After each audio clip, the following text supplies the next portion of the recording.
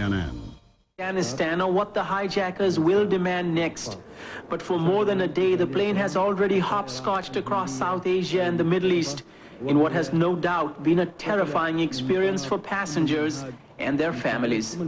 Satinder Bindra, CNN, New Delhi. Indian Prime Minister Atal Bihari Vajpayee says he will not give in to any possible demands by the hijackers. This is a cowardly act. Whoever has done it, we don't know what they want. They have not even specified their demands. It's a very cowardly act. Whatever they want, this is not the way to go about it. India will not bow to such barbaric acts and won't be afraid. The Prime Minister was to celebrate his birthday this weekend, but he has cancelled those plans to deal with the hijacking.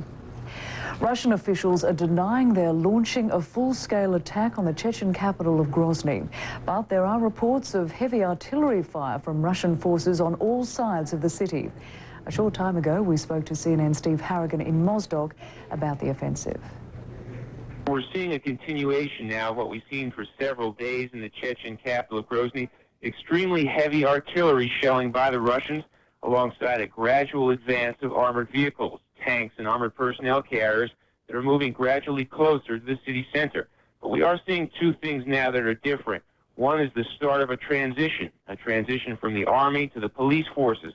It will be Russian Interior Ministry troops, police, who will do the house-to-house operations within Grozny, making sure that each section will be clear of rebel fighters.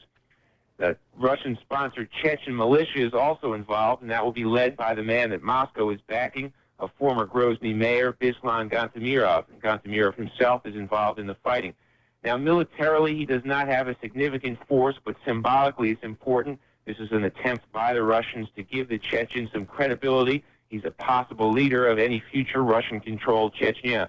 The other thing we're seeing that's different now is after weeks of unsuccessfully attempting to negotiate a corridor, a safe way out for the 30,000 civilians still trapped in the fighting, now the Russian civilians are saying something different. They're telling civilians to stay put, to remain in the basements where many have been hiding now for weeks from the shelling, to stay there because within a few days, according to Russian officials, the city will be under Russian control. Now, Grozny has been blockaded now for more than 2 weeks by Russian forces, and there are an estimated 1,500 rebel fighters still inside the city. The Russian campaign to force Islamic rebels out of Chechnya began 3 months ago. Since then, international concern has grown about the safety and treatment of Chechen civilians. The coup leader in Ivory Coast is calling on people to remain calm. General Robert Gueye imposed an overnight curfew on the commercial capital of Abidjan after violence broke out. A short while ago, we spoke to journalist Judy Rivera in Abidjan about the situation there. We have reports this morning that Ivory Coast President Henri Konan Bédié is actually at the airport, the international airport in Abidjan. He's been taken there by helicopter, and that he is under the security of French military, and a plane is expected to come to fetch him within hours. He's going to flee the country. That is according to the country's new strongman, Robert Gueye. His plans are that he has de facto dissolved parliament, government, the Supreme Court, and the Constitutional Council. He is setting up a so-called Committee of Public Salvation, the composition of which is to be announced shortly. He wants a few ministers in the government to stay to ensure some sort of transition that would enable other successors to be chosen. He's ensuring the diplomatic corps that their security would be guaranteed, and he has promised democracy, but he does not seem to have control of a lot of the mutinous troops. The coup follows a protest Thursday by soldiers who complained of poor pay and living conditions. Coming up on World News, Pope John Paul II prepares to give a Christmas blessing to Catholics around the world.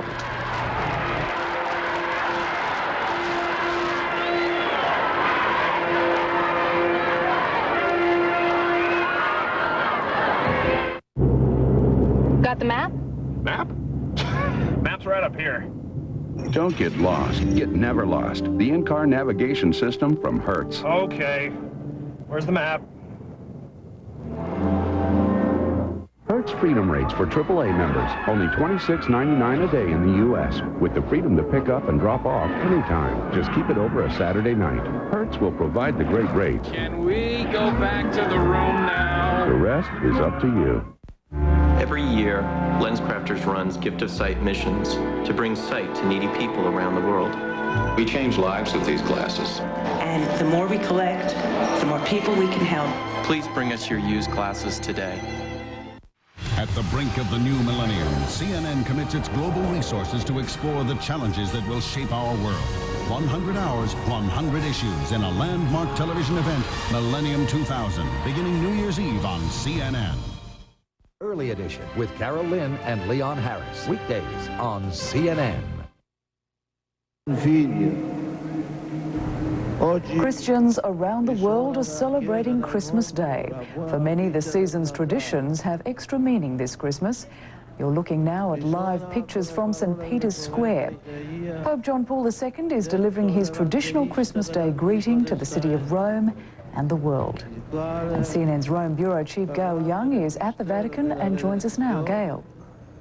Well, Rosemary, there are thousands of pilgrims and quite a few tourists gathered in St. Peter's Square for this traditional event. It's a dark, overcast day here in Rome, but St. Peter's is really sparkling. The church has been restored for this event. The Jubilee to mark the 2000th anniversary of Christ's birth, and the scaffolding just came down a few weeks ago. You see the Pope is speaking. He's going to offer a blessing in 58 languages to the people. He's also now speaking about the importance of Christmas, retelling the story of the birth of Jesus, which is so fundamental to Christian belief. He will also be talking about the importance of this Jubilee 2000 year, which he inaugurated at midnight mass last night. He'll also be calling for a ban on weapons, which he says destroys people and continents. Rosemary? Now, Gail, can you tell us a little bit more about those ceremonies you mentioned that were held last night?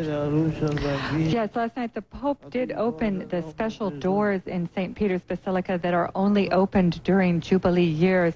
You see him there commanding the doors to be opened. These special holy years have been held since the year 1300 to mark the anniversary of Christ's birth, and certainly the Millennium 2000 anniversary is considered especially important. The Pope, as you see, will be the first to pass through these doors, but the church is expecting some 30 million pilgrims to come to Rome for this event. In return, they will get a chance for special indulgences or the forgiveness of sin. This 2000 Jubilee is a vitally important event to the Roman Catholic Church here in Rome, something we've been told also that Pope John Paul II is very supportive of and involved in. As you see, the ceremony last night was very simple, very sedate. It included Catholics from Asia and Africa with their traditional music, all part of the Pope's plan to expand the Catholic Church and make it less Eurocentric. Rosemary. Now, Gail, we're seeing pictures there of a very frail Pope. How's he coping with the increased pressures of these Christmas ceremonies? Well, the Pope is frail, and the ceremony last night was modified to accommodate him. Usually, popes open these holy doors with a hammer in a quite dramatic event, but as you saw, John Paul II didn't. He just simply put his hand up to the door. He was also seated for much of the ceremony, but he did seem invigorated by the crowds, and he did go through a very long ceremony and midnight mass last night without a stumble. He has a lot on his agenda in the coming days. Later this evening, he'll open another holy door at another holy church in Rome, St. John the Lateran. These events will carry through the New Year's Day, and then, of course, during the entire Jubilee year, he will be having audiences, saying special masses, and making a historic trip to the Holy Land, to Israel, in March of next year. Rosemary? Now, Gail, we've also got a considerable gathering of people there. What have been the security arrangements in the lead up to this ceremony today? Well, security for these events is generally tight, especially, of course, since the assassination attempt against the Pope in 1981 when he was shot in St. Peter's Square. But this year I noticed security being particularly tight. The entire square is cordoned off by police. People are being checked as they walk in for tickets, bags checked. that sort of thing. It hasn't dampened the atmosphere. You'll see that people are quite festive. They've got banners and are waving and very happy to be here. But certainly there is an increased security presence here, Rosemary. CNN's Gao Young reporting there from the Vatican. And we'll have more world news after the break. Stay with us.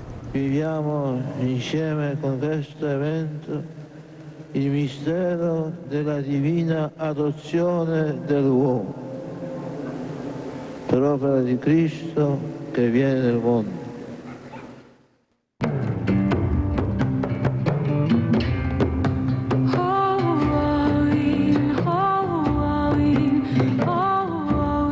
I keep thinking if I drive real slow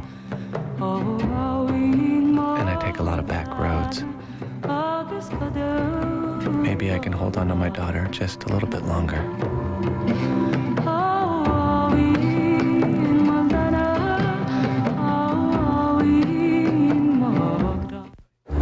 We take our sight for granted in America, but for many people, it's a luxury.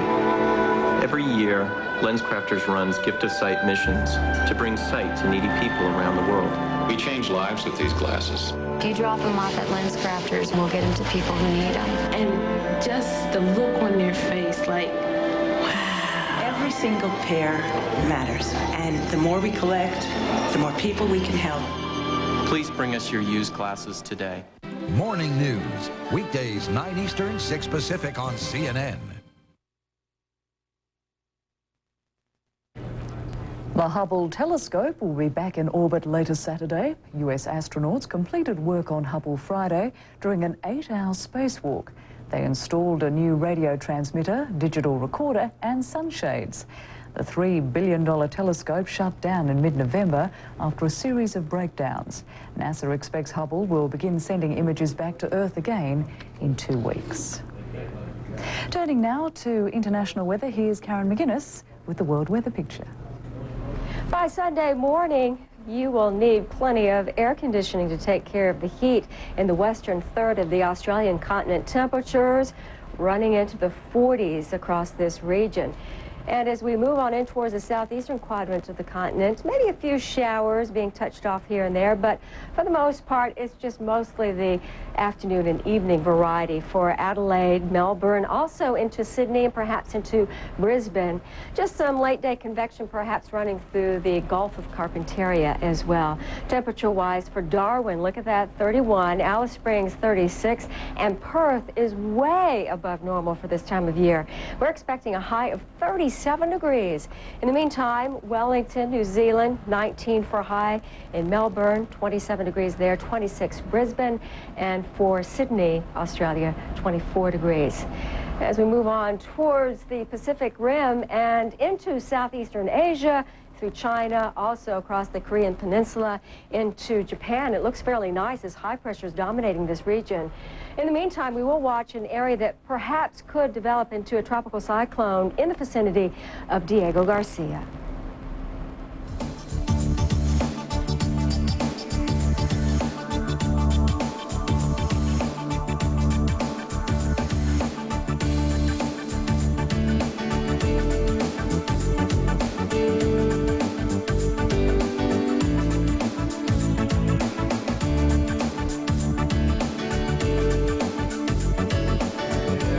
Venezuelan President Hugo Chavez is bringing some holiday cheer to families whose lives were shattered by last week's floods.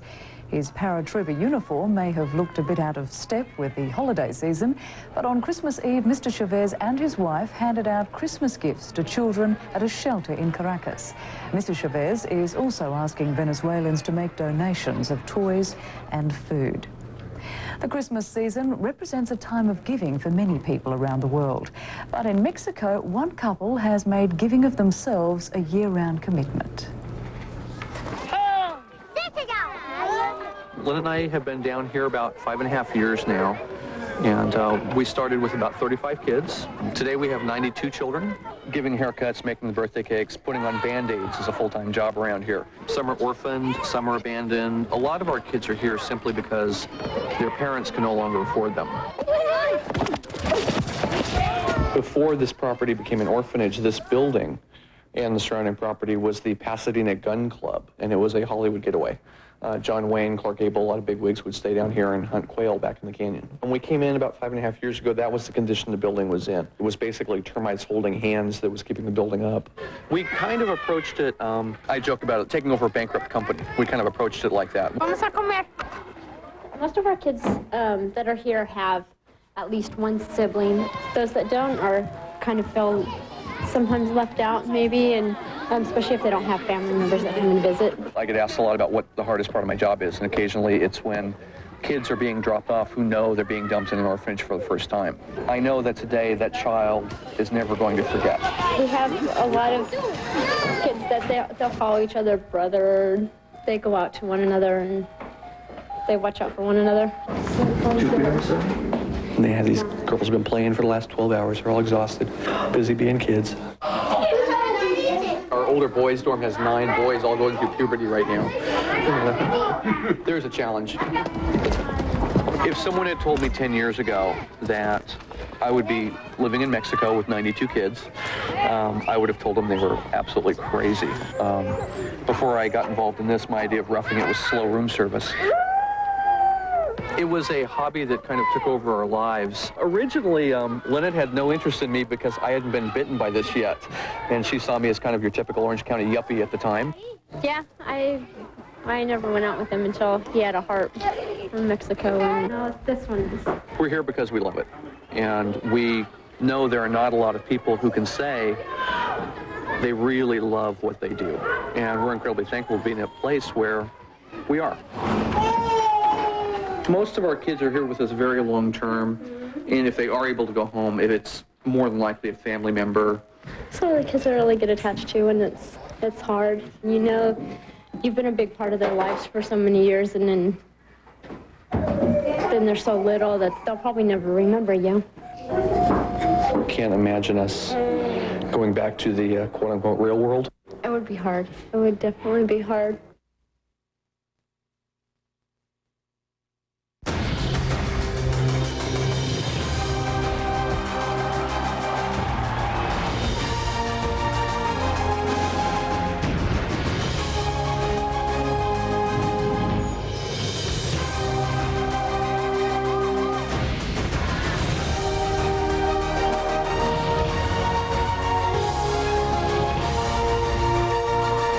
Millennium 2000, New Year's Eve on CNN. What a buy.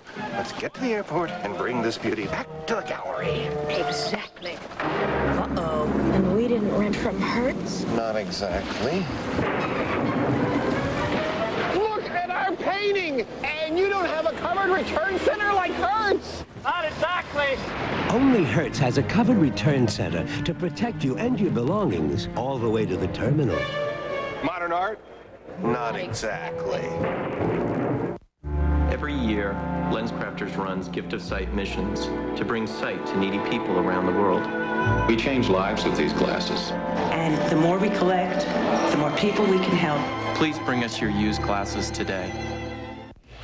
The information revolution has changed our lives forever. How you manage that change is up to you. CNN.com, the television show about new technology and how it affects you. CNN.com, knowledge for the information age. Today at 12:30 Eastern. The Moneyline News Hour, weeknight 6:30 Eastern on CNN.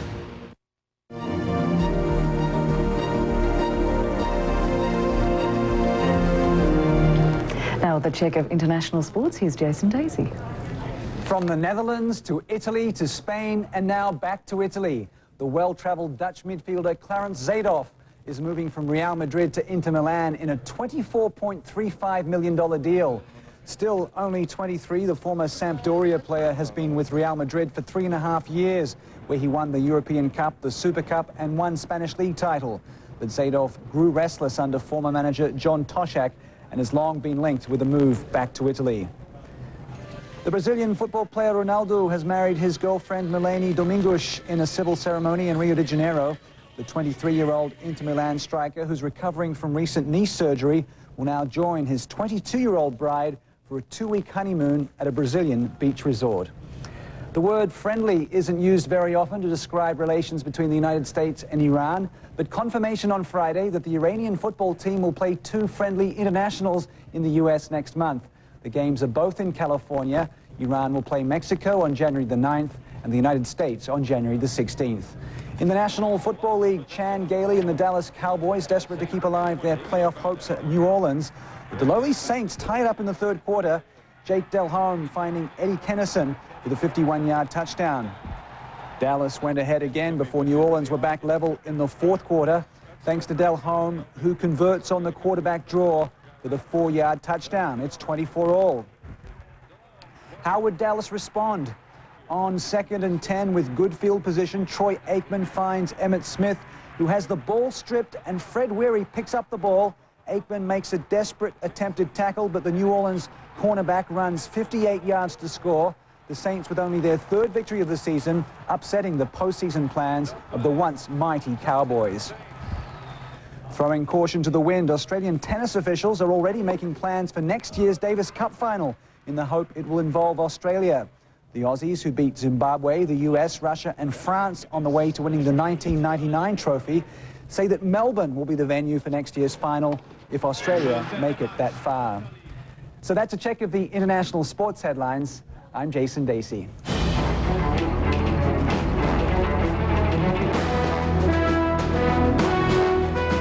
Now for a recap of the headlines.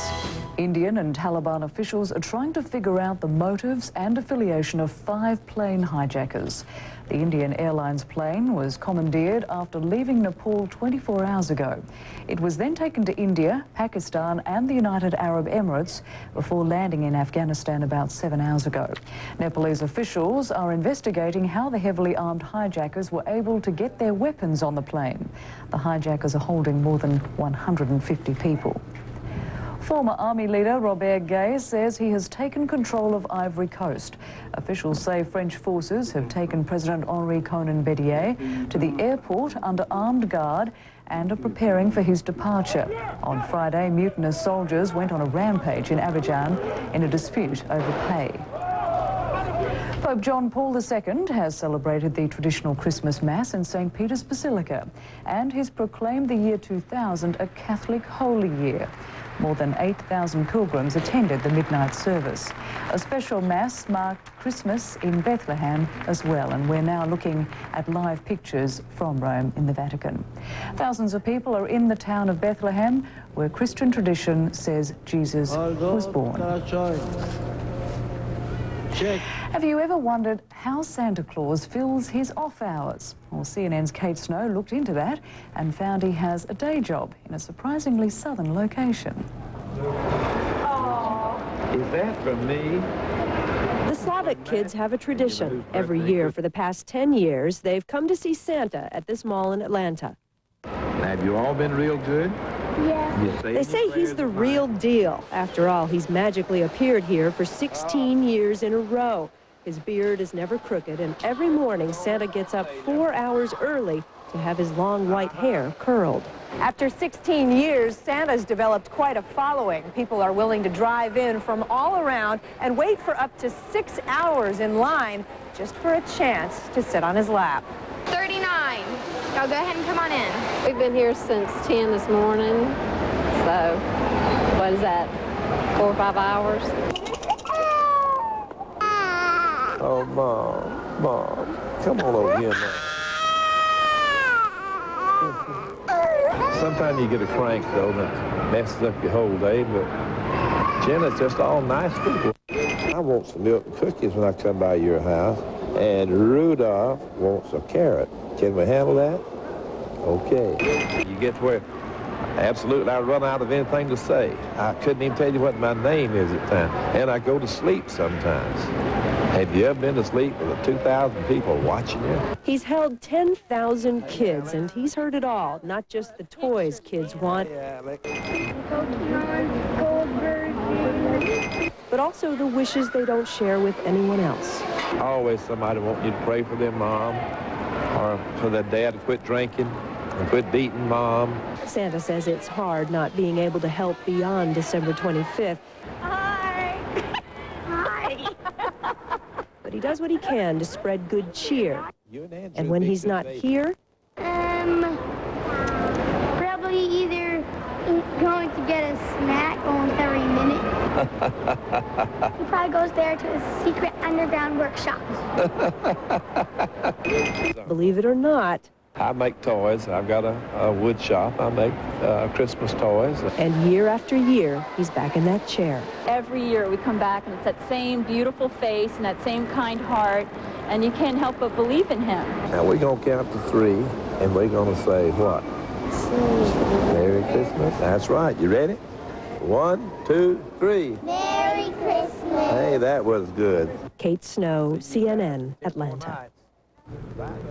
And I'm Rosemary Church at the CNN Center in Atlanta. Join us in 30 minutes for the latest news, weather and sport. Thanks for your company. Maltese, il milite in Italia, il popolo da Malta od autos. L'espressione georgiana, Mogilosat Christus, Dava Davis Dres, Dax Krasels. Turca, Yeni ilinzi, tebrik ederim. Araba. Go to CNN.com any hour of the day. Click on technology, and you'll get the very latest in computers, gadgets, space, and more. I remember it like it was yesterday. I was hosting my first big business dinner, and I paid with my Visa card. Turns out I was over my limit. I was so embarrassed, I didn't know what to do. So I got the American Express card, and it never happened again. Call 1-800-THE-CARD. We can take your application right over the phone. Applying for the card was one of the easiest things I've ever done, and smartest. And anyone who's ever gone anywhere knows it. I have a place to cash checks, get my mail, and get help when I need it. My dad said the minute you get a job, get an American Express card. He said, trust me on this one. I've gone everywhere with it. And here's a tip. Sign up for membership rewards, and everything you charge on the card will earn you program points, so you can keep on traveling. So call now for the American Express card. You can apply right over the phone. It helped not having a preset limit. It's great getting points every time you use the card. I can call 24 hours a day. That helps. No matter what you do or where you go, the American Express card can help you do more. 100 hours of Millennium 2000, only on CNN.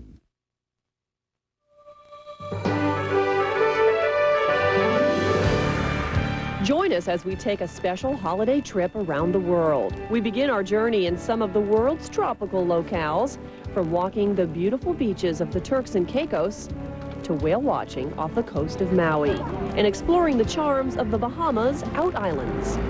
We'll also travel now to exotic destinations like the shores of South Africa and the rainforests of Costa Rica.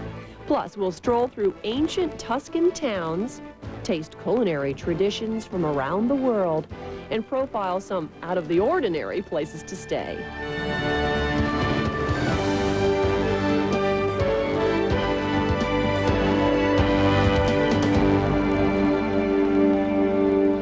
Happy holidays. Welcome to CNN Travel Now, and the inn at Blackberry Farm, just outside of Knoxville, Tennessee, nestled in the foothills of the Great Smoky Mountains and decorated joyfully to celebrate the season. We'll show you more of this beautiful property as our program continues. Hello, I'm Carolyn O'Neill, and on today's show, we've gathered together a very special selection of great places to visit as a gift to you. And since it's so cold here, and maybe where you are today, our first flight of trips takes us where the palm trees sway and the tropical sun shines. The lure of whale watching off Maui's coast draws crowds of visitors to the harbor in Lahaina, especially during the months of January, February, and March. Prime time for spotting the endangered humpback whale. Less than 15 minutes out, we start to see them. A microphone lowered into the water allows us to hear them sing. And we learned that most groups, or pods as they're called, include a mother, a new calf, and a male escort whale. There's, okay, 2 adults. This is likely the escort whale. When we see whales, something about them innately draws us to them. Oh, I got goosebumps. I got tears in my eyes. It was so wonderful. Those were such beautiful animals. It was just great.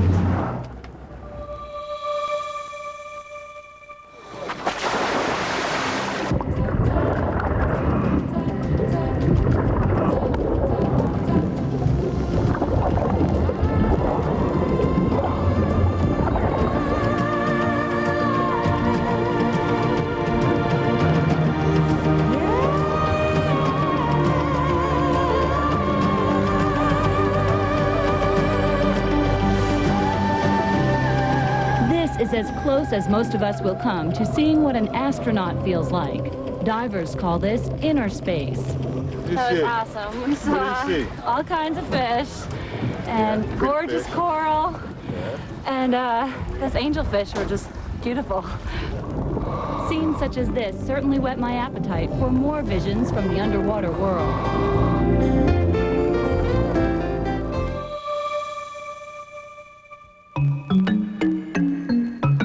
The crowds are smaller, and the pace is slower on the out islands. When you come down here, it takes about 5 minutes to get into different speed of life. Everything slows down, and it's just very, very relaxing. Take a ferry to Harbor Island, one of the oldest settlements in the Bahamas and one of the most picturesque. The colorful houses along Bay Street are reminiscent of a New England town. The island is only 110 miles long. All month on CNN.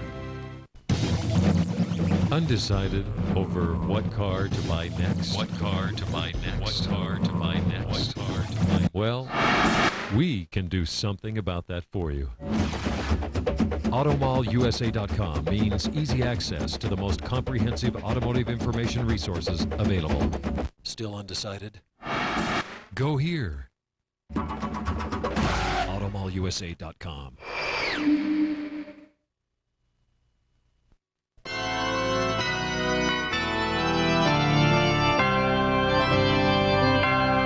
Does anyone have any just cause as to why these two should not be joined in holy matrimony?